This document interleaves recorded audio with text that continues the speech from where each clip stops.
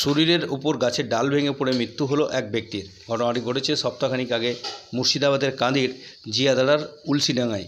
জানা যায় রাহুল টুডু নামে ওই ব্যক্তি, সে তার বাড়ির বাইরে ছিলেন। সেই সময় একটি ঝড়ে একটি গাছের ডাল ভেঙে তার গায়ের ওপরে পড়লে ঘটনায় গুরুতর জখম হন রাহুল।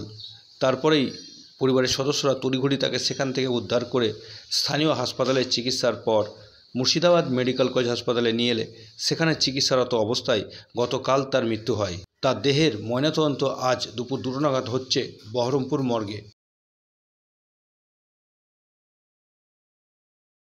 গাছের ডাল পড়ে গেছিল। গাছের ডাল মানে গাছ ভেঙে পড়ে গেছিল নাকি? কোথায় হয়েছিল? বাড়িতে। কোথায় বাড়ি? গ্রাম উলসিডাঙ্গা। হ্যাঁ, উলসিডাঙ্গা। উলসিডাঙ্গা জিয়াদাড়া। কোন থানা? থানা কান্দি। কান্দি। কবে হয়েছে? হয়েছে এক সপ্তাহ গেল, আজ বৃহস্পতিবার। ও, এক সপ্তাহ আগে হয়েছিল। দিয়ে মেডিকেলে ছিল? কখন মারা গেছে? 12টা পর রাতে। মানে গত রাত্রে। কি নাম? রাহুল টুডু। হ্যাঁ, রাহুল টুডু। রাহুল টুডু। আচ্ছা, তোমার নাম? সুদীপ টুডু।